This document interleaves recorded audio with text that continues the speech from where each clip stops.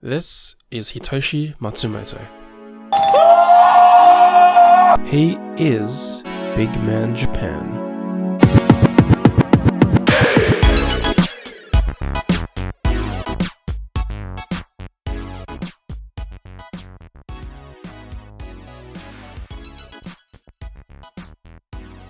Matsumoto has done a lot in terms of comedy and media, but more importantly for me, he has directed 4 films, and those are the ones that I want to focus on this video.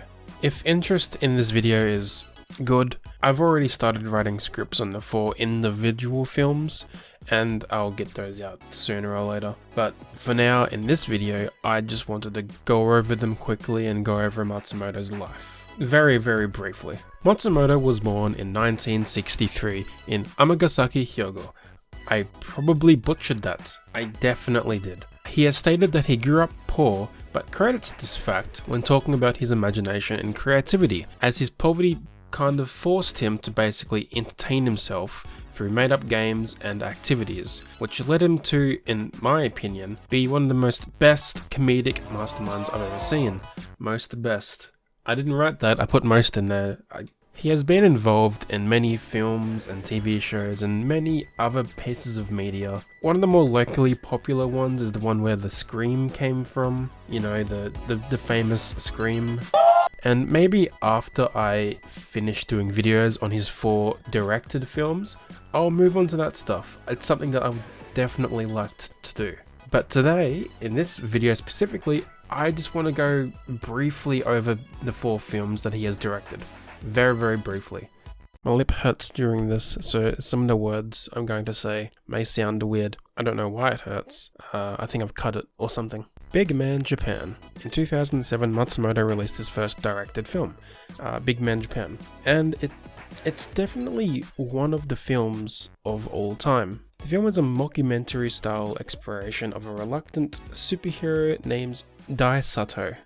I'm not completely sure how to pronounce that, I haven't actually watched the movie for a while. Or his name, as it's commonly called, is Big Man Japan. That's his superhero name. He's like Attack on Titan, but before Attack on Titan. Portrayed by Matsumoto himself, Daisato is responsible for protecting Japan from bizarre monsters, and he struggles with public opinion and popularity. It kind of reminds me of Tiger and Bunny, you know, My Hero Academia, that kind of stuff, before that existed. The film cleverly combines elements from satire and social commentary, examining the concept of heroism and the pressure that comes with it. Matsumoto's portrayal of the quirky and often downtrodden hero adds a layer of complexity to the narrative, resulting in a kind of thought-provoking and uniquely humorous film. I'm working on making individual videos of each of these movies, and I'll go into much more and much better detail of these films when they get released. But I will say now,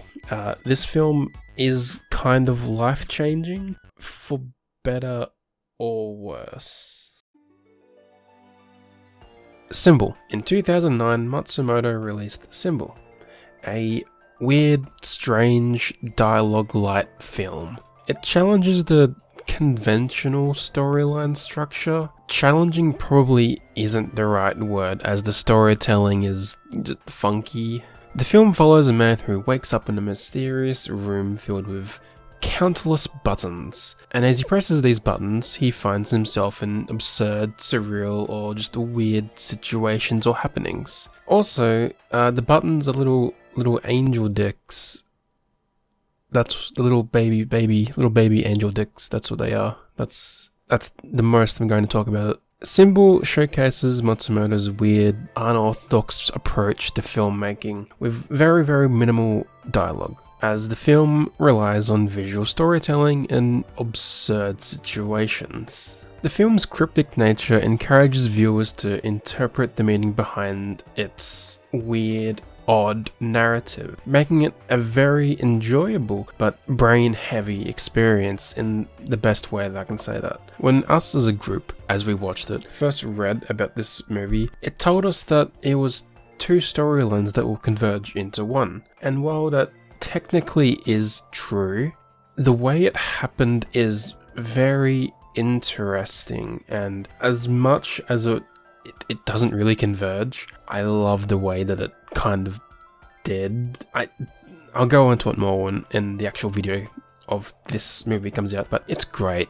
This is probably my favourite of the four. I absolutely love it. Even though it's weird, minimal dialogue, a lot of it, as the name implies, is symbolic. I don't want to talk too much about this film, because when I have the actual video of it come out, I will be talking a lot about this film.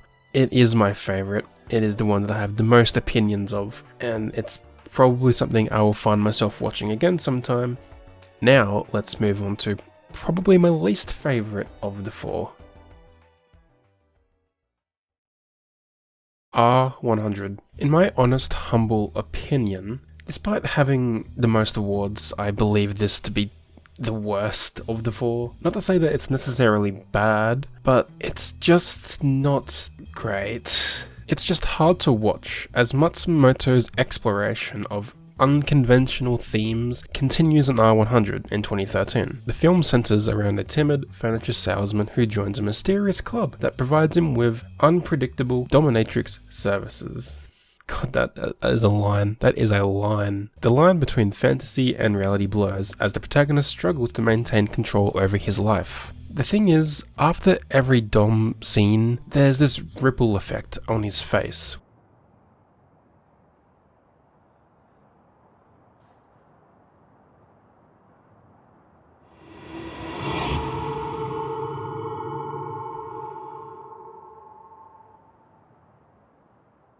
Which I can only assume is him, being, fulfilled. I don't know, is that the right word? I don't know. And then there's a scene later where his kid has that effect. And I think those are the parts where I find this movie uncomfortable. There are a couple of scenes where this child is just involved in this obvious sexual movie, and that is the part that I am very uncomfortable with.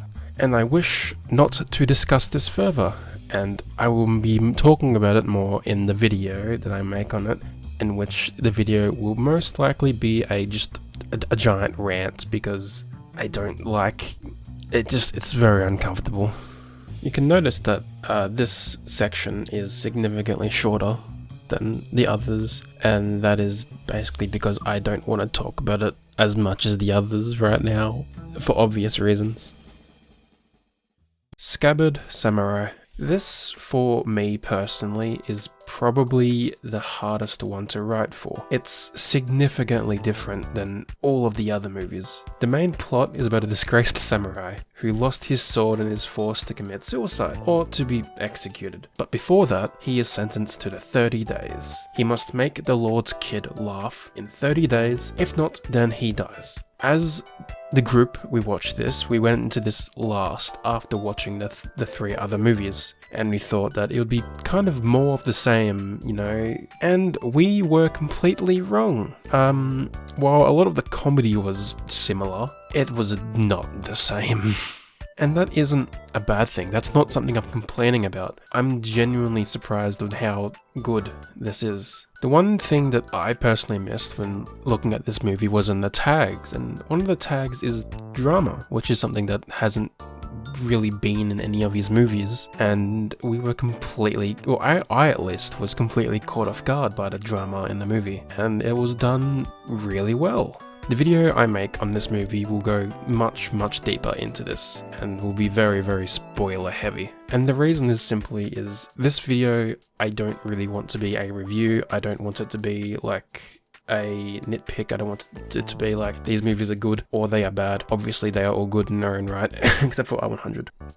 The main thing for this video was to get the movies out there, because I feel like they deserve to be seen more. And these are kind of like, hey, go watch these movies. So when I make the videos and the 4 movies individually, I would have hoped everyone would have seen them, and then I can actually go a lot deeper into the movies without ruining all the fun. I will say one thing about this movie though, about Scabbard Samurai, and that is this bastard. This thing is the most annoying thing I have ever had the displeasure of viewing on my screen.